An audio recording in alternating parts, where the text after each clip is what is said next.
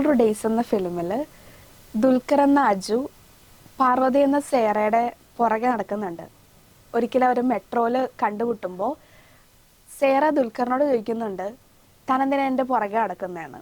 അപ്പോൾ ദുൽഖർ പറയുന്നൊരു ഡയലോഗുണ്ട്, പുറകെ നടക്കാനല്ല കൂടെ നടക്കാനാണ് എനിക്കിഷ്ടമെന്ന്. പുറകെ നടക്കാനല്ല കൂടെ നടക്കാനാണ് എനിക്കിഷ്ടമെന്ന്. ഇന്ന് തൻ്റെ കൂടെ നടക്കാൻ കർത്താവ് ഒരു ഇൻവിറ്റേഷൻ ലെറ്റർ നമുക്ക് തരുന്നുണ്ട്. കർത്താവ് വിളിക്കുന്നതുകൊണ്ട് അതിന് വലിയ 2 ഡിമാൻഡ്സ് വെച്ചിട്ടുണ്ട്. ഒന്ന്, നിൻ്റെ മാതാവിനെയും പിതാവിനെയും ഭാര്യയെയും മക്കളെയും സ്വന്തം ജീവനെ തന്നെയും വെറുത്ത് എന്നെ അനുഗമിക്കുക. 2, സ്വയം കുരിശെടുത്ത് എന്നെ അനുഗമിക്കുക. സ്വയം കുരിശെടുത്ത് എന്നെ അനുഗമിക്കാനല്ലാത്തവർക്ക് എൻ്റെ ശിഷ്യനാകാൻ സാധിക്കില്ലെന്ന് കർത്താവ് പറയുന്നുണ്ട്. അപ്പോൾ എന്തെങ്കിലുമൊക്കെ നമ്മൾ ഉപേക്ഷിക്കാൻ തയ്യാറാവണം. സ്വന്തമായിട്ട് എന്തെങ്കിലുമൊക്കെ ഉപേക്ഷിക്കാൻ തയ്യാറായവരെ ലോകത്തിന് പോലും പേടിയാണ്. ഞാൻ ഈ കഴിഞ്ഞ 1 വർഷമായിട്ട് കുറേ കുട്ടികളുടെ കൂടെയാണ്.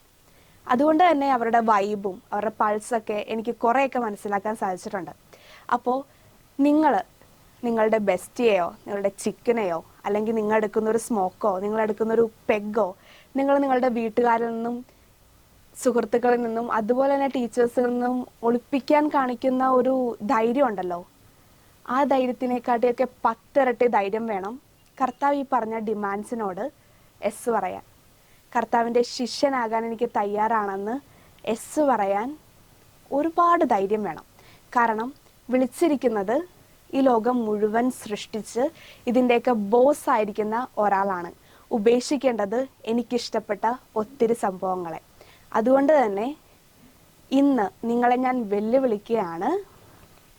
Dare to become another Christ or dare to become a spouse of Christ. ധൈര്യമുണ്ടോ മറ്റൊരു ക്രിസ്തു ആകാൻ? ധൈര്യമുണ്ടോ ക്രിസ്തുവിൻ്റെ മണവാട്ടിയാകാൻ?